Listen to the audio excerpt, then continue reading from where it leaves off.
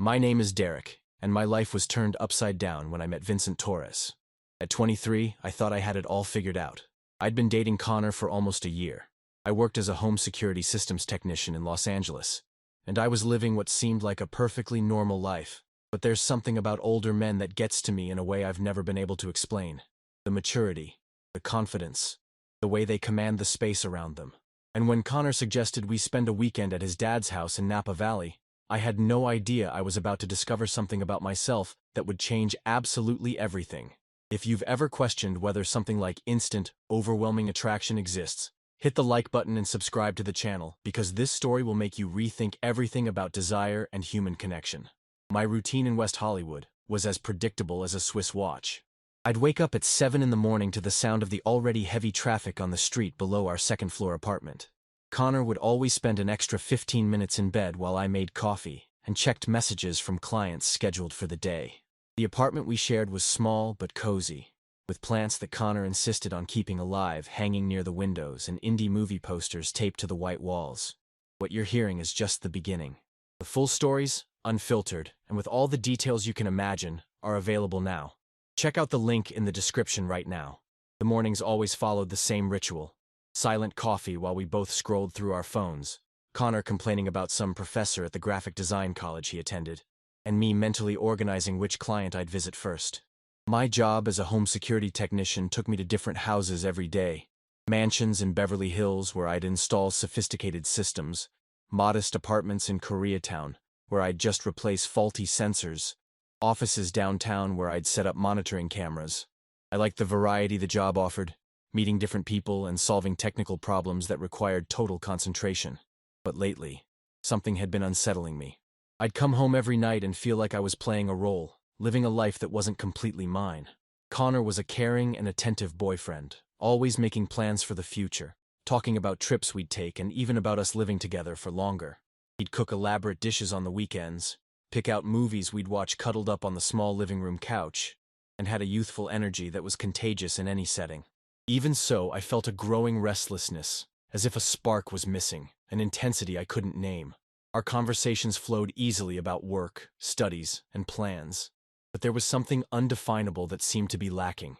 Sometimes, during our intimate moments, I would find my mind wandering to other things, as if my body was present, but my mind was drifting to places I didn't understand. It was on a Thursday night, while we were watching a series on Netflix, that Connor casually mentioned the idea of spending the weekend at his dad's house.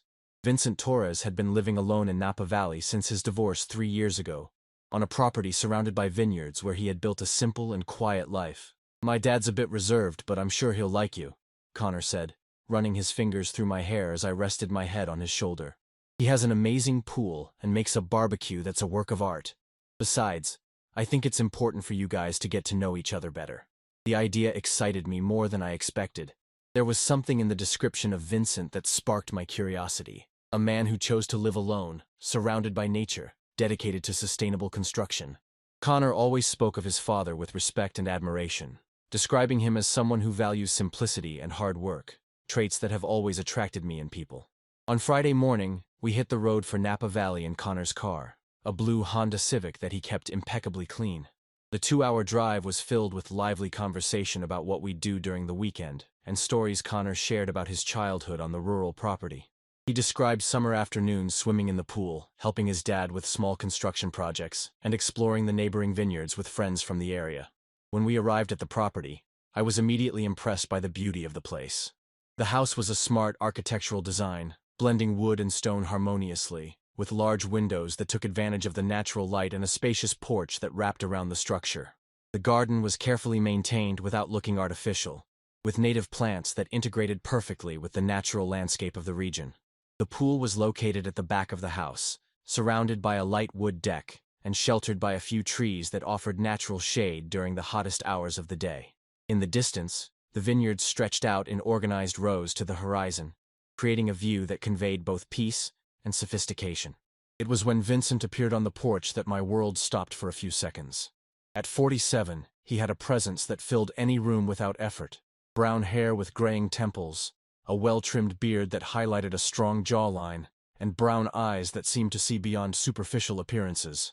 He wore a light blue cotton shirt with the sleeves rolled up to his elbows, revealing muscular forearms and hands calloused from work. "You must be Derek." His voice was deep and warm as we got out of the car. "Connor's told me a lot about you." When we shook hands, I immediately noticed the firmness of his grip, the warmth of his skin, and how his eyes held direct contact with mine for a moment that seemed to last longer than normal. There was something in the way he smiled, a discreet smile that created small wrinkles around his eyes, that made me feel like he could see parts of me that I didn't even fully know myself. The difference between father and son was striking. Where Connor was jovial, talkative, and always on the move, Vincent showed a contemplative calm, choosing his words carefully and moving with a confidence that came from experience.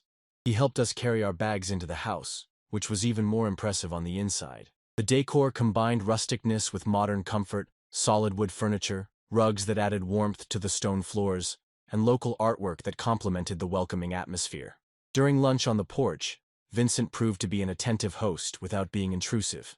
He made gourmet sandwiches with fresh ingredients, served an iced lemonade that had the perfect balance of sweet and sour, and guided the conversation naturally, asking questions about my work with genuine interest. "Security systems must require a lot of technical knowledge," he commented as he watched Connor organize the towels for us to go to the pool. "I imagine each installation is a different challenge." I explained the various types of systems I installed, from simple homes to commercial complexes, and how I enjoyed solving the unique problems each project presented. Vincent listened attentively, asking intelligent questions that showed he was truly interested, not just being polite. "My work with sustainable construction has some similarities," he said. "Each project requires specific solutions to integrate energy efficiency without compromising the design. It's fascinating how technology can improve our lives when applied intelligently." Connor was excited to see we were getting along, but I noticed something deeper happening. There was an energy between Vincent and me that went beyond a polite conversation between people who had just met. Our eyes met frequently during the conversation, and I felt a subtle electric current every time it happened. After lunch, Connor decided to take a nap to recover his energy from the trip. Vincent suggested we could take the opportunity to fix a fence at the back of the property that needed some repairs. I accepted immediately, curious to see Vincent at work, and also, I admit, eager to spend some time alone. Working side by side under the Californian afternoon sun, I could observe Vincent up close. Every movement was deliberate and confident, his experienced hands handling the tools with a dexterity that came from decades of practice. He explained what we were doing without sounding condescending, including me in the decision-making process about the best way to solve each problem we encountered. "This wood is still good," he said, testing the firmness of one of the boards with his fingers. "It just needs a few strategic reinforcements." It's impressive how small adjustments can extend the life of a structure. The way he worked was almost hypnotic. His muscles moved under his shirt as he hammered the nails. Small beads of sweat glistened on his tanned forehead, and his large, skilled hands transformed simple materials into elegant solutions. I found myself admiring not just his technical competence, but the grace with which he performed each task. Our conversations during the work were punctuated by comfortable silences that didn't need to be forced. Vincent shared stories about sustainable construction projects he had undertaken, talked about his life philosophy that prioritized quality over quantity, and showed a practical wisdom that deeply contrasted with the youthful energy I was used to with Connor. "I've learned that the best things in life are rarely the most obvious ones," he said, as he adjusted the position of a board. "Sometimes, we need to be patient to discover what we truly value." His words seemed to carry a deeper meaning, as if he were talking about more than just construction. When our eyes met at that moment, I felt an intensity that made me question if he was feeling the same strange connection that was growing inside me. During dinner, prepared by Vincent with the same precision he applied to his work, the conversation flowed even more naturally. He showed a capacity for genuine listening that made me feel valued and understood. Connor participated eagerly, obviously happy to see that we were getting along, but I was increasingly aware that my attention was naturally turning to Vincent. I watched how he cut the vegetables with precise movements, how he served the wine, carefully choosing the ideal amount for each glass, how his eyes lit up when he talked about projects that inspired him. There was an emotional maturity in him that attracted me in an inexplicable way, a solidity that contrasted with the uncertainty I felt about my own future. When Connor mentioned some problems he was having with a professor in college, Vincent offered advice that was both practical and empathetic. He didn't downplay his son's feelings but offered perspectives that helped put the situation in context. It was fascinating to observe this dynamic between father and son, but also unsettling to realize how much more connected I felt to Vincent's words than to Connor's concerns. That first night, lying in the guest bed next to Connor, who was sleeping soundly, I stayed awake processing the confusing feelings that were emerging. The attraction I felt for Vincent went beyond the physical, although he was undeniably attractive. It was an intellectual and emotional connection that intrigued and frightened me at the same time. I questioned whether these feelings were just admiration for a father figure I never had in my life. My own father had always been distant and critical, more focused on pointing out my mistakes than offering support or guidance. Vincent represented everything I had always imagined a father should be: present, wise, reliable, genuinely interested in the well-being of those around him. But there was something more that I couldn't ignore.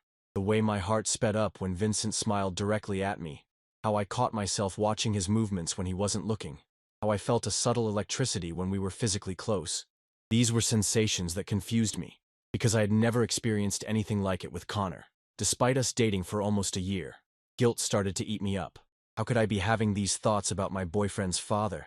Connor trusted me completely, was clearly happy to introduce me to his family, and here I was fantasizing about his dad. It was an emotional betrayal that made me question what kind of person I really was. At the same time, I couldn't deny that I was more excited to wake up and spend another day talking with Vincent than to enjoy the romantic weekend Connor had planned.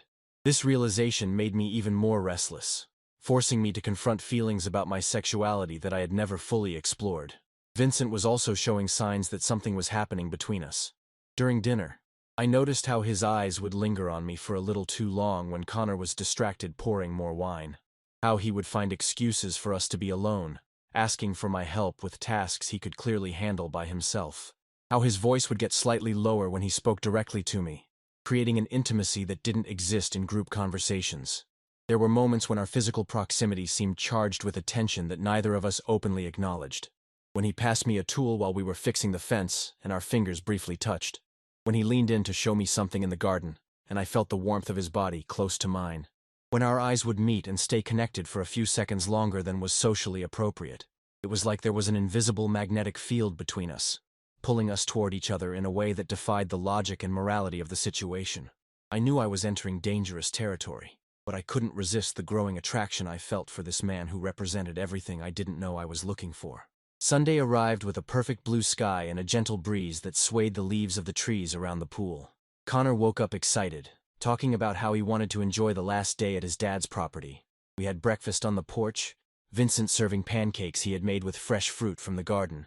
The atmosphere was relaxed, but I felt an undercurrent of tension that hung between Vincent and me like a storm approaching on the horizon. During the morning, we swam in the pool, while Vincent organized some work materials he needed to review. I watched discreetly through the crystal-clear water how he moved around the porch, his gestures precise and confident as he flipped through papers and made notes. Connor was in high spirits, making jokes and trying to convince me to join a swimming competition he had just invented. "Come on, Derek, I bet I can beat you in a race to the edge," Connor shouted, splashing water in my direction with a mischievous smile. I played along, but my mind was split between the present moment and the acute awareness of Vincent's presence near us. Every time he looked up from his papers and observed our dynamic in the pool, I felt a wave of heat that had nothing to do with the California sun. Around noon, Connor remembered he had promised to buy craft beer at a local brewery that closed at 3 in the afternoon. "Damn, I almost forgot. My dad always asks me to bring him that IPA he loves when I visit," he said, quickly getting out of the pool and drying himself with a towel. "I'll have to go now if I want to make it in time." "I can go with you," I offered, already knowing I was lying to myself about the reasons I didn't want to be left alone with Vincent. "No need, just relax here by the pool," Connor replied, already pulling on a t-shirt and looking for the car keys. "Besides, my dad's just going to be here working anyway.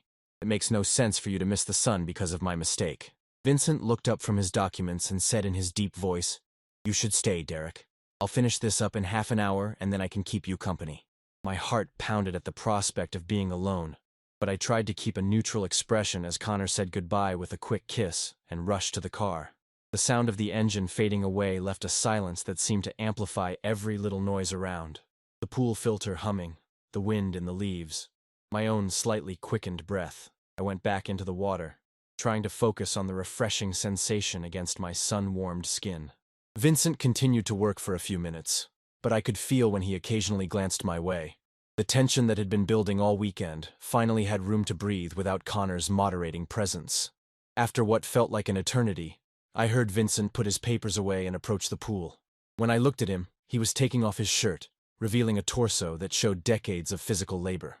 His muscles were defined without being overdone, his skin was evenly tanned, and a trail of brown hair ran from his chest down to disappear into the waistband of his shorts. "I think I deserve a break," he said, slowly walking down the pool steps. "This heat is impossible to work in." The water rippled gently as he entered, and I instinctively moved to the opposite side, as if physical distance could lessen the intensity of what I was feeling.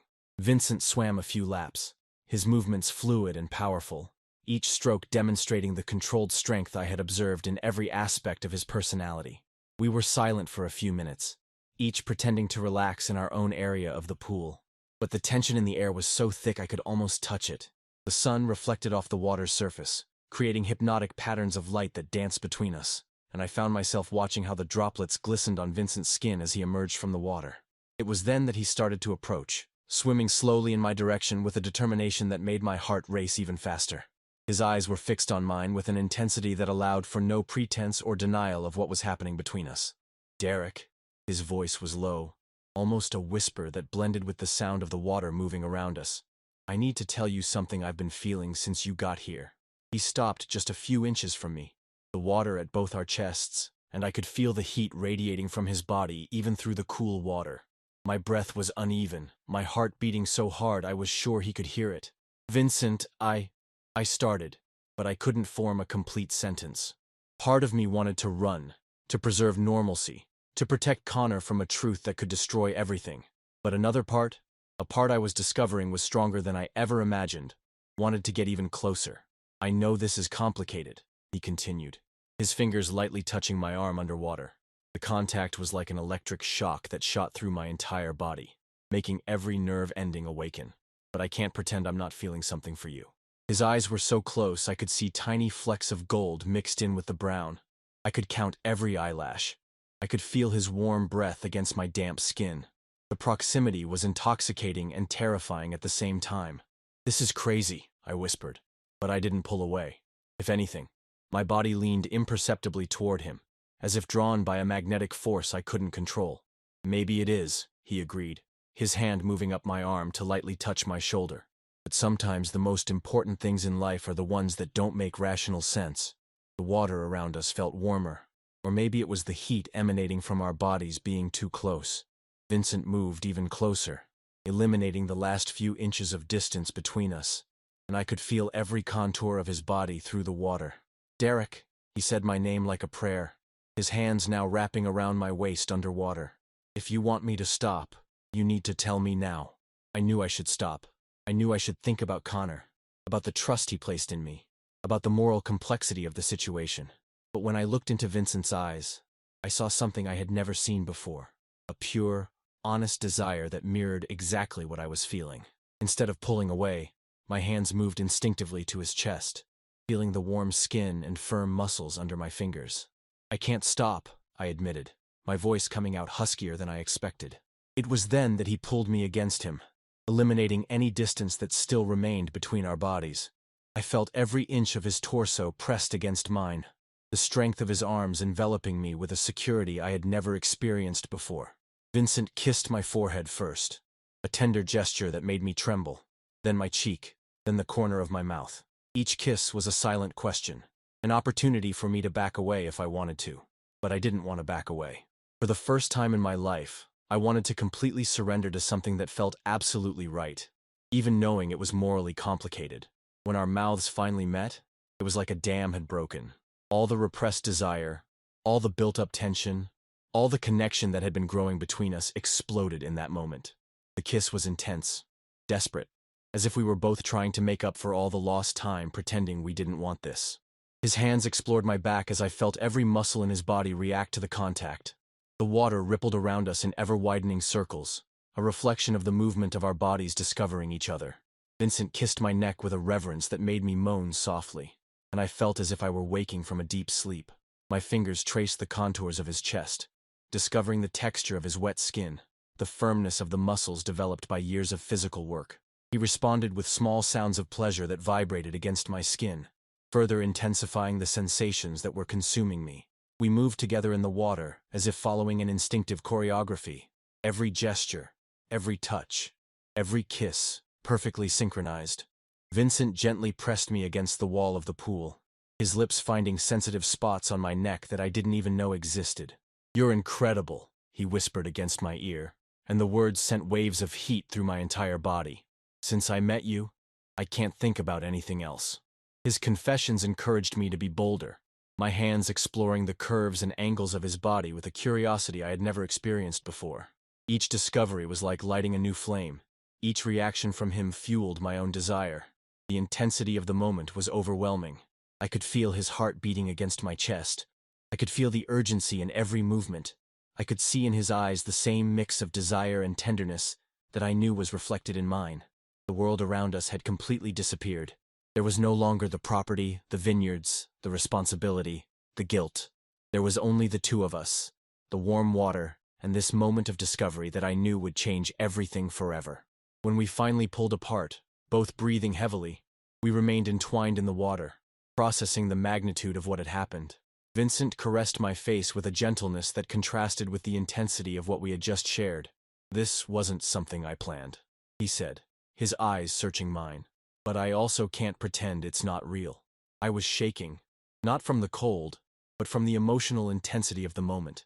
"I've never felt anything like this before," I admitted, surprised by my own honesty. "Me neither," Vincent confessed, and there was a vulnerability in his voice that made me realize he was being completely sincere. The distant sound of an approaching engine brought us sharply back to reality. Connor was coming back, and we needed to separate, to pretend normalcy, to go back to being just the father and the son's boyfriend. We pulled away quickly, each swimming to a different side of the pool. Vincent got out first, drying himself with a towel and putting on his shirt with movements that seemed perfectly normal, as if the last 20 minutes hadn't happened. I stayed in the water for a few more minutes, trying to calm my breathing and gather my thoughts before facing Connor. When he finally appeared on the porch, carrying shopping bags and smiling excitedly, I managed to smile back, but I knew something fundamental had changed inside me. "I got the beer you like, Dad," Connor announced, obviously pleased with himself for completing the mission. "Perfect," Vincent replied, his voice sounding completely normal. "I'll get the grill ready to celebrate the weekend." For the rest of the day, we maintained an impressive facade of normalcy. Vincent showed an almost supernatural ability to act as if nothing had happened, chatting casually with Connor about plans for the following week, preparing dinner with his usual precision, being the perfect host. But I noticed the details. How he avoided looking directly at me when Connor was present. How his hands trembled almost imperceptibly when he poured my drink. How he found excuses to leave the scene when the tension between us became too obvious. Connor, fortunately, noticed nothing. He was relaxed and content, telling stories about the brewery he had visited and making plans for our next visit. His innocence and trust made me feel a guilt that grew with every hour. That night, lying in bed next to Connor, who was sleeping soundly after a day of sun and swimming, I stayed awake reliving every second of what had happened in the pool. My mind couldn't stop recreating the sensations. The touch of Vincent's hands, the taste of his lips, the warmth of his body against mine. For the first time in my life, I understood what it meant to desire someone completely. Not just physically, but emotionally, intellectually, spiritually. What I felt for Vincent transcended any previous experience.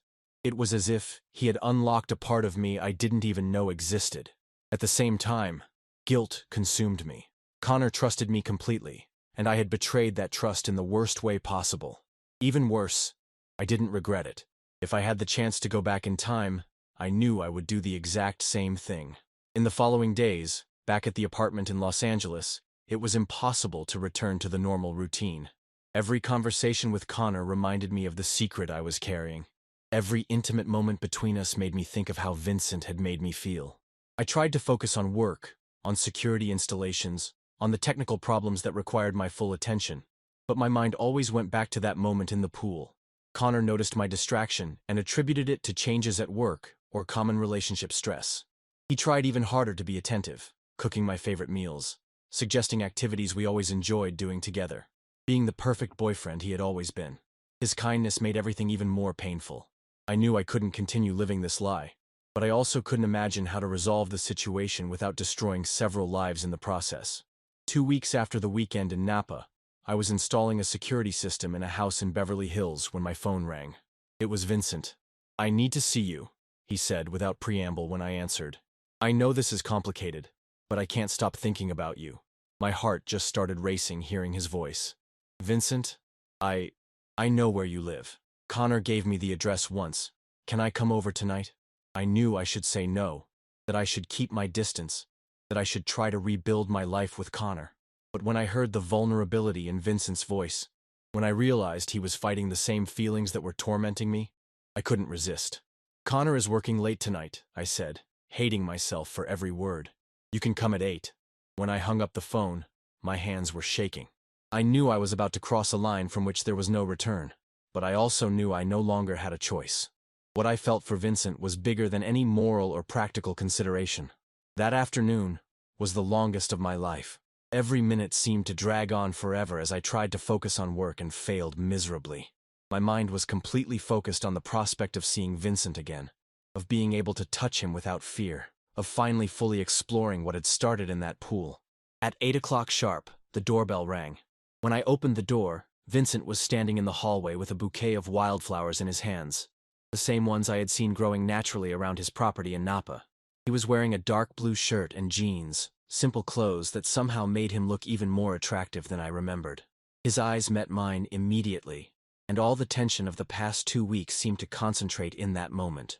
"I couldn't stop thinking about you," he said, his voice thick with an honesty that completely disarmed me. I stepped back to let him in, closing the door behind us and creating a private space where we could finally be honest about what was happening between us. The apartment I shared with Connor suddenly felt different with Vincent there. Smaller, more intimate, charged with possibilities and dangers.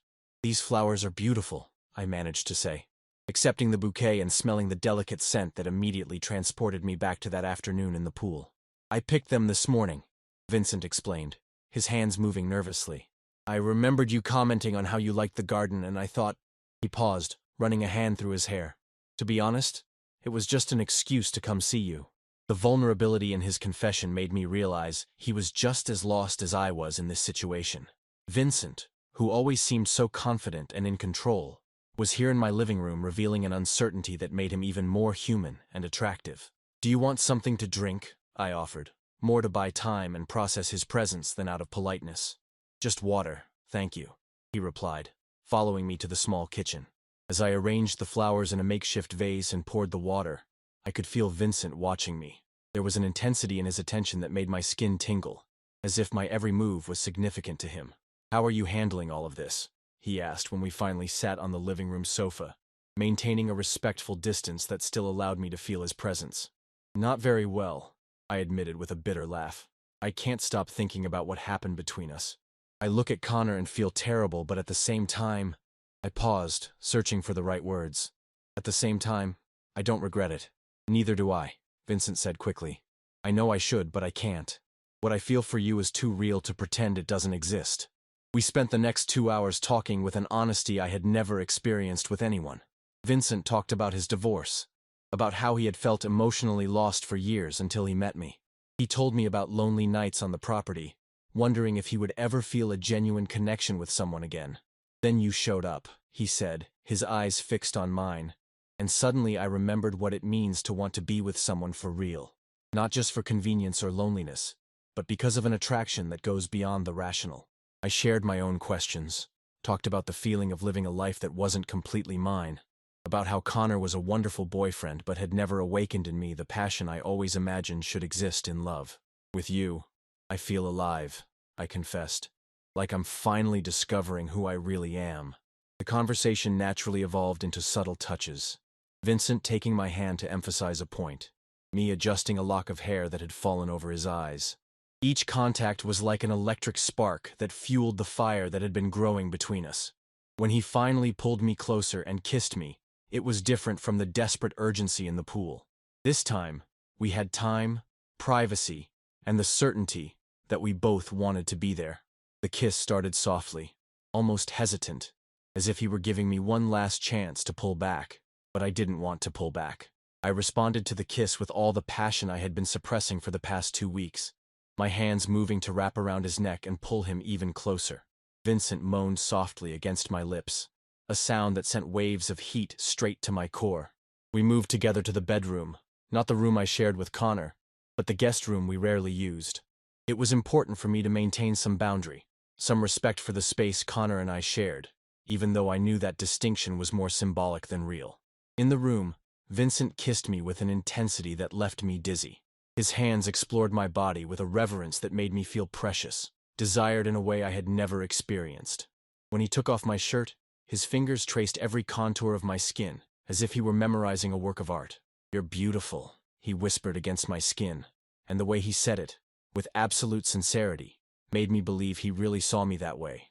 I returned his attention, exploring the body I had fantasized about for weeks. Vincent was a perfect mix of strength and sensitivity, his muscles responding to my touch as he surrendered completely to the moment. There was a generosity in the way he made love that surprised me, his constant concern for my pleasure, his attention to the details that made me moan and arch against him. Our bodies moved together in an instinctive dance that seemed choreographed by desire itself. Vincent touched me in ways that awakened sensations I didn't even know existed, took me to heights of pleasure that left me trembling and vulnerable in his arms. When we finally came together completely, it was with an emotional intensity that transcended the physical. I felt like I was surrendering not just physically, but on every possible level. Vincent filled not only my body, but also empty spaces in my soul that I didn't even know were there. Every movement, every whisper, every kiss was a revelation about who I really was when I allowed myself to be completely authentic. Afterward, lying tangled in the messy sheets, we remained silent for a long time, just enjoying the intimacy of our close bodies. Vincent traced lazy circles on my back while I rested my head on his chest, listening to the strong beat of his heart. "What are we going to do now?"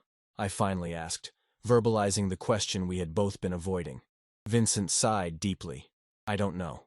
I know I can't pretend this didn't happen, that what I feel for you isn't real. But I also know the situation is complex. Connor doesn't deserve this," I said, the guilt finally finding room to surface. "No," Vincent agreed. "He doesn't. But you don't deserve to live a lie either, and neither do I. What we have is rare, Derek. I can't just ignore something like this." We talked late into the night about the available options, all of them painful in some way. I could try to forget Vincent and rebuild my relationship with Connor, but we both knew it would be impossible to undo what had happened between us. Vincent could walk away completely, but that would mean losing not only me, but also potentially damaging his relationship with Connor. "I think I need to break up with Connor," I said finally, the words leaving my mouth before I could censor them. Vincent propped himself up on his elbow to look at me directly. "Are you sure? Once that step is taken, there's no going back." "I know, but I can't pretend anymore. It's not fair to him, and it's not fair to me. Connor deserves someone who loves him completely, without reservations, and I deserve to be with someone who makes me feel alive." Vincent kissed my forehead tenderly. "If you're sure, I'll be here. I don't know how we're going to deal with Connor, with the family, with all the complications this will create, but I know I want to try to build something real with you." 2 weeks later, I worked up the courage to face the inevitable conversation with Connor. I didn't plan what I was going to say. I knew if I thought about it too much, I'd lose my nerve. I simply started a discussion about irreconcilable differences, about how I felt we were growing in different directions. Connor was completely confused. "But where is this coming from, Derek? We were fine. I thought you were happy with us." The pain in his voice almost made me back down, almost made me make up an excuse and try to go on as before. But when I looked at him, young, confident, innocent about what was really happening, I knew I couldn't keep lying. "I'm not happy," I said, each word a stab in my own chest. "Not in the way I should be. You deserve someone who loves you without question, without doubts, and I need to figure out who I really am." The conversation lasted for hours, with Connor alternating between confusion, anger, and sadness. He begged for a second chance, promised we could work through any problem, suggested couples therapy. Each plea made it harder, but I held firm, knowing that prolonging the situation would only increase everyone's suffering. Connor never knew about Vincent. I let him believe it was simply a personal crisis, a need for self-discovery that had nothing to do with him specifically. It was the smallest cruelty I could offer in an inherently cruel situation. In the following months, Vincent and I carefully built a relationship that honored both our genuine connection and the need to respect the people who had been affected by our choices. We decided to take things slow, to allow Connor to process the breakup before revealing our situation. Vincent showed an emotional maturity that constantly impressed me. He never pushed for quick definitions or public gestures. Instead, he focused on getting to know me deeply, on building a solid foundation for what we hoped would be a lasting relationship. We spent weekends at his property, where I learned about sustainable construction, and he discovered my talent for solving complex technical problems. We had conversations that lasted for hours about philosophy, art, politics, dreams for the future. Vincent introduced me to a world of possibilities I didn't even know existed, while I brought a youthful energy that rekindled his passion for life. 6 months after our first intimate encounter, we finally decided it was time to talk honestly with Connor. We carefully planned how to approach the situation, acknowledging that it would be one of the most difficult conversations of our lives. Now, as I reflect on everything that has happened, I realize how completely my life has changed since that weekend in Napa Valley. I've learned that true love can appear in the most unexpected moments and in the most complicated ways. I've discovered that sometimes we need the courage to hurt people we love in order to be honest with ourselves and with them. Vincent taught me that genuine relationships are built on a foundation of mutual honesty, respect, and a passion that transcends convenience. He showed me that it's possible to love someone completely, not just physically, but on every imaginable level.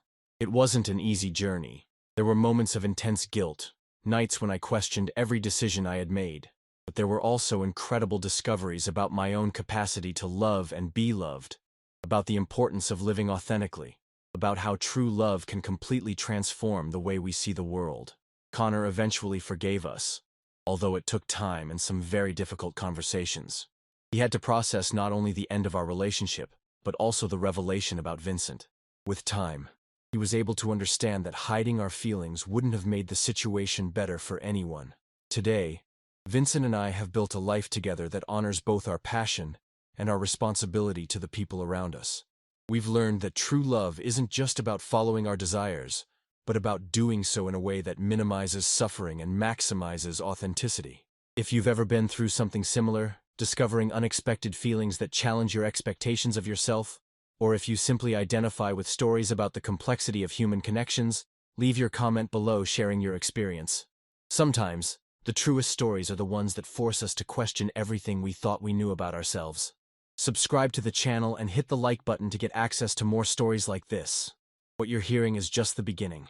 The full stories, unfiltered and with all the details you can imagine, are available now. Check out the link in the description right now. Don't forget to like this video if it touched you in some way, and subscribe to the channel for more narratives that explore the deepest and most complicated aspects of love and self-discovery. Until the next story that will make you rethink what it means to follow your heart.